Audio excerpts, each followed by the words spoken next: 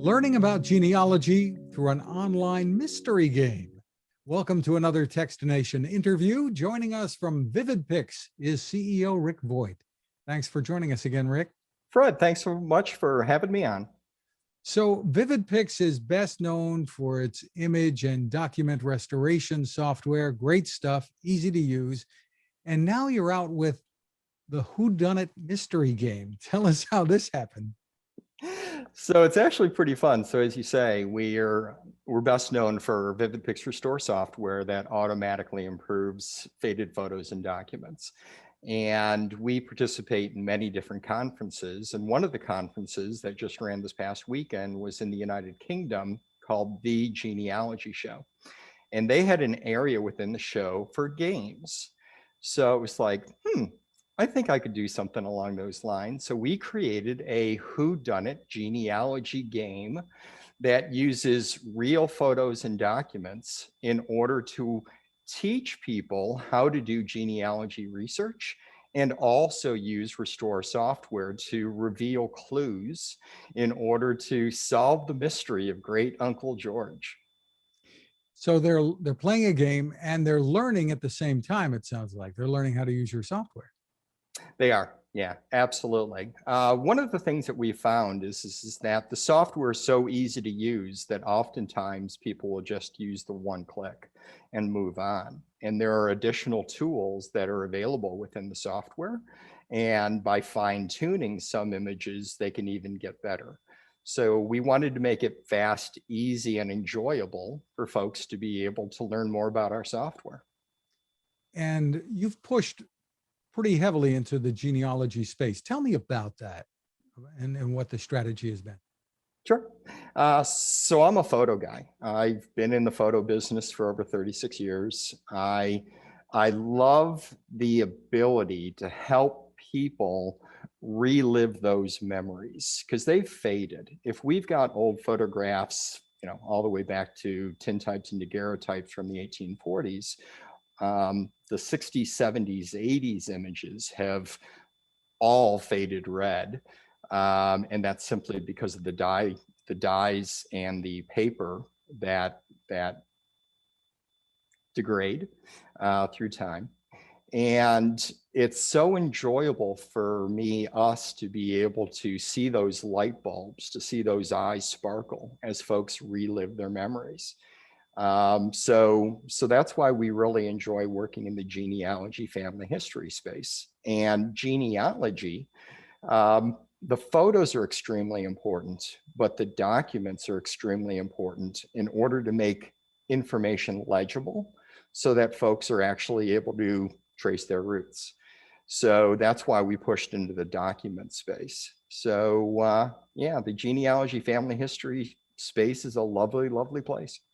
And the software does a great job, as I mentioned, with photos, but also with the documents that you're talking about, because sometimes, you'll come across things that are faded away that you can barely read, and your software can help bring them back. I even used it for a receipt recently that had faded, the way they print receipts today. After 6 months or a year, you can barely read them very often.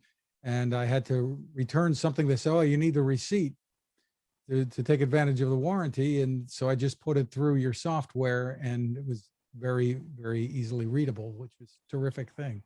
That's great to hear. So tell us, you've also gotten into the magazine publishing business, more or less. Tell me about that. Yeah.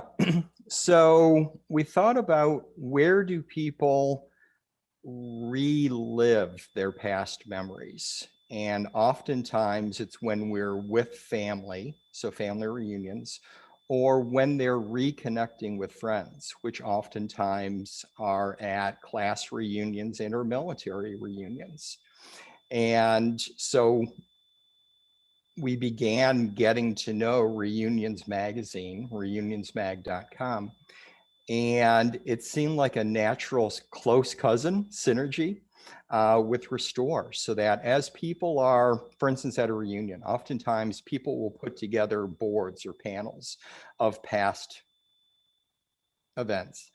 And and to be able to relive those memories with restored color, and also with some of the old invitations that our software from a document perspective bring back to life. And it just seemed like a really nice synergy for us. So we acquired them in February, and we've now come out with our second online edition in June. And what we do is we have articles that we write. And then in addition to that, we have articles from people sending in pictures and written words describing their reunion. And they love sharing that, and also great ideas for how others can run more engaging, more fun, better reunions. So we publish all of this on a quarterly basis in our magazine, and then online, we take all that asset and we make it available for folks to be able to find resources of just about anything. Where should they hold their reunion? How do they engage different age groups? Past articles that cover just all kinds of different subjects. And of course, free items. The interesting thing is you made this acquisition in the middle of a pandemic when there weren't very many reunions going on, at least physical reunions. So it sounds like there was an opportunity for you there, maybe related to that. But now that we're coming out of it, the information can be more valuable than ever. Absolutely. It was a risk, and business is full of risks. And it was an opportunity that I thought was worth doing. Edith Wagner, the founder of Reunions Magazine, she founded the magazine 30 years ago. And its presence needed to be updated to the 2020 decade. So we spent a lot of time, effort, money in order to be able to make it a real engaging magazine with all the virtual things of videos playing within the magazine, and the website to be searchable, and so much information to be able to be found.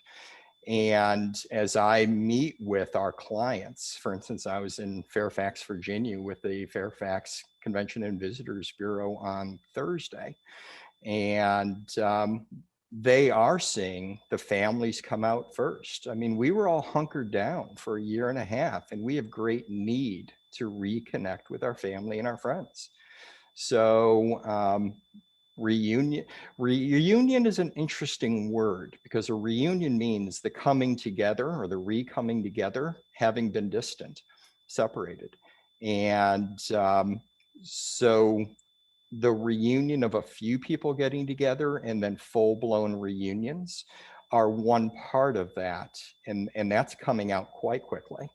And then two is that as we've learned a lot from the technology over the last year and a half, like we're doing right now on a Zoom, we can have hybrid reunions, so that people that are not able to come to an event, whether it be lack of comfort or lack of physical ability, we can bring those people into the reunion and do so electronically. So setting up a TV set with a computer to allow Aunt Martha to be able to be engaging with her family. And that's a really lovely thing. So we're teaching these things. Terrific. The website for the magazine is reunionsmag.com. People can find you there. Correct, sir. Want to get back to the game for just a minute before we go. Tell us, step us through how people again can play this, and there are prizes involved too. Yeah, absolutely. So what we did is we used actual photos and documents, and all of them were not legible and or not able to view the photograph well. And so we adapted those to creating a fictional story that brings somebody through the process of immigration to UK to the US. So it really hits home to many people. And we have a a free software download where folks are able to bring down our Vivid-Pix Restore software. They're able to fix these images that are an easy download from the game. And then they're able to reveal the clues, progress through the game, and if they complete the game, they can enter to win giveaways of a trip in New York City, a trip in London, or $1,000 alternative if folks don't want to travel. So it's a weekend in New York or a weekend in London, the hotel, the meals, a little bit of fun, or a grand, and then also some photo gifts. And Vivid-Pix Prints is a way for folks, of course, to be able to print all these great images that they've been able to restore. So vivid-pix-prints.com. And then Uncle George is, to find that game, is vivid-pix.com/Uncle George. And we walk you through everything. We've got support available if you have any problems. Hopefully you have a bunch of fun. And learn a little. Uncle George? Uncle George, I don't. And you also learn a little bit about genealogy research, because the person I had write it is an expert.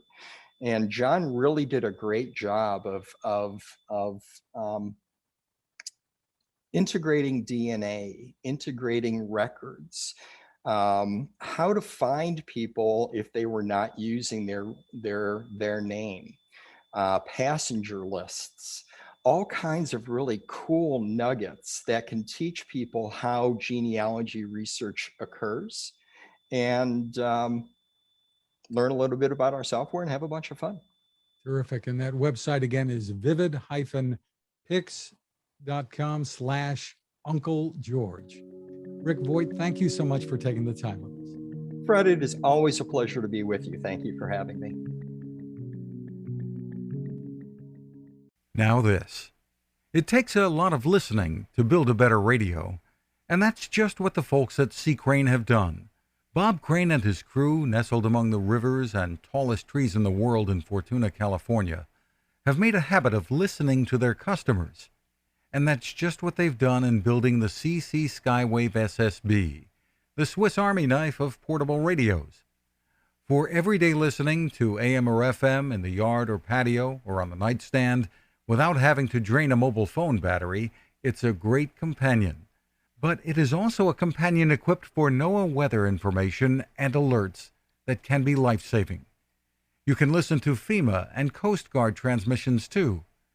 Beyond all of that, you can tune into shortwave signals from around the world. It's compact, easy to take with you, and built to last. The CC Skywave SSB. Click on the link at Techstination.com.